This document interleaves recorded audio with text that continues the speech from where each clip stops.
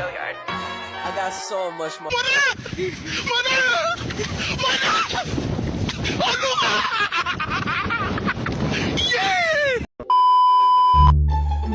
Bismillahirrahmanirrahim. Assalamualaikum warahmatullahi wabarakatuh. Alhamdulillahirabbil alamin wassalatu wassalamu ala asyrafil anbiya'i wal mursalin wa ala alihi wa sahbihi ajma'in. Amma ba'du. Langsung saja, saya atas nama Muhammad Rizky Abdillah dari semester 5 ekstensi. Sini saya akan meneliti tentang aspek-aspek pengetahuan dalam buku kelas 7 bab 1. Langsung saja, di sini ada Al-Quran. 1. Pengertian Al-Quran. Menurut cendekiawan Muslim Quraisy Shihab, kata Al-Quran yaitu berasal dari kata kerja qara'a yang berarti membaca, dan kata dasarnya adalah Quran yang berarti pembacaan. Huruf alif pada kata Quran menurut Quraisy Shihab itu mengandung arti kesempurnaan. Dengan demikian, Al-Quran adalah bacaan yang sempurna. Tidak hanya sempurna akan kandungnya, namun juga redaksi serta bentuknya. Dalam paragraf ini, di sini ada aspek pengetahuan tentang faktual. Karena kenapa disebut faktual? Itu salah satunya karena di sini mengandung istilah atau definisi apa yang diartikan dalam pengertian Al-Quran. Lanjut, di sini Al-Quran dengan makna bacaan dinyatakan oleh Allah Subhanahu wa taala dalam beberapa ayat, antara lain dalam surat Al-Baqarah ayat 145 yang berbunyi Syahrul Ramadan alladzi unzila fihi al-Qur'anu hudan lin-nasi wa bayyinatin minal huda wal furqan. Nah, dalam konteks ini aspek pengetahuan tentang konseptual karena merupakan ayat-ayat Al-Quran ataupun dalil tentang Al-Quran. Namun secara istilah, para ulama memberikan pengertian bahwa Al-Quran adalah artinya yaitu kalamullah yang menjadi mukjizat yang diturunkan ke dalam hati Nabi Muhammad SAW. Diriwayatkan kepada kita secara mutawatir dan membacanya nilai sebagai ibadah. Dalam konteks ini salah satu aspek pengetahuan tentang faktual karena merupakan istilah atau pengertian dari apa itu Al-Quran, mengapa disebut faktual. Lanjut, yang nomor 2 yaitu ada nama-nama Al-Quran. Allah Subhanahu wa taala menyebut Al-Quran dengan berbagai macam sebutan. Dalam Al-Quran banyak kita temukan sebutan, diantaranya adalah Alkitab atau kitab Allah, kitab Allah. Nah, di sini disebutkan aspek pengetahuan tentang prosedural karena disebutkan langkah-langkah atau tahapan apa itu Al-Quran, dan nama-nama Al-Quran itu ada beberapa macam. Yang tadi disebutkan ada Alkitab atau kitab Allah. Nah, lanjut dapat kita temukan dalam surat Al-Baqarah ayat 2, Dzalikal kitabul la raiba fihi hudal lil muttaqin. Artinya Alkitab atau dalam kurung Al-Quran ini tidak ada keraguan padanya, petunjuk bagi mereka yang bertakwa. Surat Al-Baqarah ayat 2. Nah, di sini salah satu aspek pengetahuan tentang konseptual karena merupakan dalil atau ayat-ayat dari Al-Quran. Allah Subhanahu wa taala juga menyebut Al-Quran dengan Al-Furqan. Sebutan ini dapat kita temukan dalam surat Al-Furqan ayat 1 yang berbunyi Tabarakalladzi nazzalal furqana ala 'abdihi liyakuna lil 'alamin nadhira. Nah, ini salah satu aspek pengetahuan tentang konseptual juga karena merupakan suatu ayat-ayat Al-Quran. Yang ketiga yaitu ada fungsi Al-Quran. Fungsi Al-Quran dalam Islam. Nah, fungsi Al-Quran secara umum yaitu dibagi menjadi 4. Yang pertama sebagai sumber ajaran atau hukum Islam yang utama. Yang kedua sebagai konfirmasi dan informasi terhadap hal-hal yang tidak dapat diketahui oleh akal. Yang ketiga petunjuk hidup manusia ke jalan yang lurus tentang berbagai hal. Dan yang terakhir sebagai pengontrol dan pengoreksi terhadap ajaran-ajaran masa lalu, yaitu kitab Injil, Zabur, dan Taurat. Nah, dalam aspek pengetahuan dalam paragraf ini disebutkan aspek pengetahuan tentang prosedural karena di sini salah satu langkah-langkah atau tahapan gimana caranya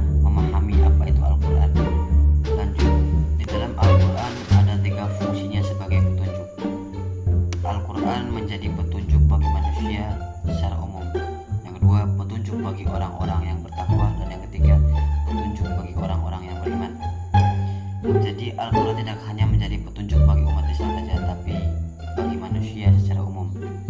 Nah, ini salah satu aspek pengetahuan tentang prosedural karena memenuhi tentang tahapan-tahapan ataupun langkah-langkah tentang Al-Quran sebagai petunjuk bagi manusia. Di sini dalam kotak ada keutamaan mempelajari Al-Quran dan ada suatu hadis, inna afdalakum man ta'allama al-Quran wa 'allama. Sesungguhnya orang yang paling utama di antara kalian adalah orang yang belajar Al-Quran dan mengajarkannya. Nah, di sini salah satu aspek pengetahuan tentang konseptual karena di sini merupakan hadis ataupun dalil yang diriwayatkan oleh hadis riwayat Bukhari. Lanjut, di sini ada poin B yaitu bagi kehidupan manusia. Di sini masih menerangkan tentang fungsi Al-Quran yang dimana pertama tadi ada fungsi Al-Quran dalam Islam dibagi menjadi 4 bagian. Nah, di sini ada poin B yaitu bagi kehidupan manusia. Allah SWT menciptakan manusia di muka bumi dijadikan sebagai khalifah, pemimpin atau pengatur agar manusia dapat melaksanakan misi tersebut dengan baik. Allah SWT menurunkan Al-Quran sebagai panduan. Nah, di sini fungsi-fungsi Al-Quran bagi kehidupan manusia dapat diketahui dari nama-nama lain Al-Quran itu sendiri. Setiap nama Al-Quran memiliki arti yang menunjukkan fungsi dari Al-Quran tersebut. Misalnya Al-Huda, Al-Furqan, dan lain-lain. Nah, dalam bab ini atau paragraf ini salah satu aspek pengetahuan tentang prosedural karena masih salah satu aspek-aspek atau tahapan langkah caranya memahami Al-Quran seperti apa. Nah, di sini ada juga tentang faktual karena setiap nama Al-Quran memiliki arti yang menunjukkan fungsi dari Al-Quran tersebut. Misalnya Al-Huda dalam kurung petunjuk, Al-Furqan pembeda, dan lain-lain. Nah, itu salah satu faktual karena menyebutkan apa arti ataupun istilah dari bahasa tersebut. B, di sini ada hadis. Yang tadi A-nya itu Al-Quran, tentang memahami Al-Quran. Yang kedua di sini ada B, hadis. Satu, pengertian hadis secara bahasa. Hadis artinya itu baru dalam ucapan, pembicaraan ataupun cerita. Menurut para ulama, hadis merupakan sinonim dari sunnah, yaitu setiap sesuatu yang diriwayatkan atau dinisbahkan kepada diri Rasulullah SAW, baik berupa perkataan, perbuatan, dan penetapan sifat atau perjalanan Nabi, baik sebelum atau sesudah diutus menjadi Rasul. Nah, itu salah satu hadis. Nah, dalam paragraf ini aspek pengetahuan tentang faktual karena mendefinisikan apa itu hadis. Sini A, perkataan. Yang dimaksud dengan perkataan adalah segala perkataan yang pernah diucapkan oleh Nabi Muhammad SAW dalam berbagai bidang seperti bidang syariah, akhlak, akidah, pendidikan, dan sebagainya. Nah, di sini salah satu aspek pengetahuan tentang faktual karena mendefinisikan apa itu perkataan. Yang dimaksud dengan perkataan adalah segala perkataan yang pernah diucapkan oleh Nabi Muhammad SAW. Nah, itu salah satu aspek pengetahuan tentang faktual. Adapun di sini juga bisa menjadi prosedural. Kenapa menjadi prosedural? Karena di sini tahapan apa itu hadis. Lalu yang B, di sini ada perbuatan. Perbuatan adalah penjelasan praktis Nabi Muhammad SAW terhadap peraturan-peraturan syarat yang belum jelas teknis pelaksanaan seperti halnya jumlah rakaat, cara mengerjakan haji, cara berzakat, dan yang lainnya. Perbuatan Nabi yang merupakan penjelas tersebut haruslah diikuti dan dipertegas dengan sebuah sabdanya. Nah, di sini perbuatan adalah penjelasan-penjelasan praktis Nabi Muhammad SAW. Di situ ada aspek pengetahuan tentang faktual juga karena mendefinisikan apa itu perbuatan. Lalu yang tiga yaitu C, takrir. Takrir adalah keadaan beliau yang mendiamkan atau tidak mengadakan sanggahan dan reaksi terhadap tindakan atau perilaku para sahabatnya serta menyetujui apa yang dilakukan oleh para sahabatnya itu. Itulah salah satu faktual juga karena mendefinisikan apa itu takrir. Takrir adalah keadaan beliau yang mendiamkan atau tidak mengadakan sanggahan dan reaksi terhadap tindakan atau perilaku, dan sampai akhir. Yang kedua yaitu ada fungsi hadis terhadap Al-Quran. Nah, fungsi hadis terhadap Al-Quran meliputi 4 fungsi pokok, yaitu di sini salah satu aspek pengetahuan tentang prosedural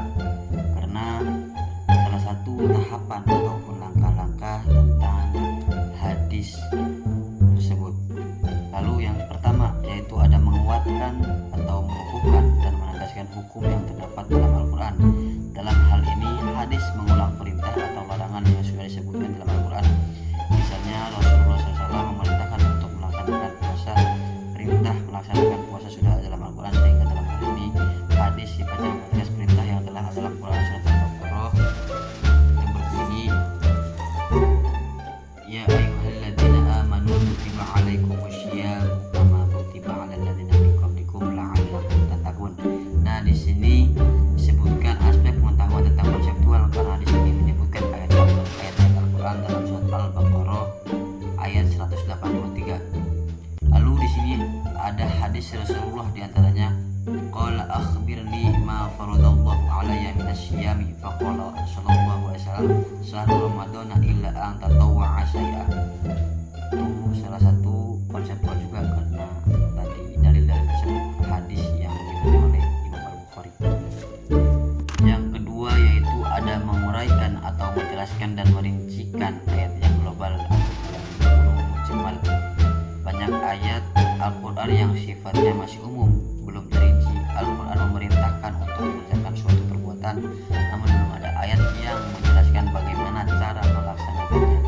Nah, di sini disebutkan juga prosedural karena membahas tentang tahapan ayat-ayat Al-Quran yang masih global tadi, yang mujmal, makanya disebut aspek pengetahuan tentang prosedural. Yang ketiga di sini menetapkan dan mengadakan hukum yang tidak disebutkan dalam Al-Quran. Dalam hal ini hukum yang ada adalah merupakan produk hadis atau sunnah yang tidak ditunjukkan oleh Al-Quran. Misalnya haram makan burung yang berkuku tajam, haram memakai cincin emas dan kain sutra bagi laki-laki, dan lain-lain. Dalam hadis kullu dinabin min siba'i fa'akluhu haram. Nah, di sini bisa disebut prosedural karena tadi masih tentang tahapan langkah-langkah mengenai tentang hadis. Nah, di sini tadi ada kullu dinabi min siba'i fa'akluhu haram. Nah, di sini aspek pertama tentang konseptual karena merupakan hadis ataupun dalil dari yang diriwayatkan oleh Muslim. Yang keempat di sini ada membatasi keumuman ayat Al-Quran. Nah, di sini masih juga prosedural karena masih membahas tentang tahapan-tahapan tentang hadis. Banyak perintah dalam Al-Quran yang mengisyaratkan berlaku secara umum. Seluruh manusia ataupun umat Islam, baik laki-laki maupun perempuan, besar maupun kecil, sehat maupun sakit, sedang berpergian maupun di rumah, dan lain-lain. Rasulullah SAW mengecualikan, misalnya Allah SWT memerintah seluruh orang beriman untuk melaksanakan sholat Jumat. Surat Al-Jum'ah ayat 9. Ya ayyuhalladzina amanu idza nudiya lis-sholati min yaumil jum'ati, sampai akhir.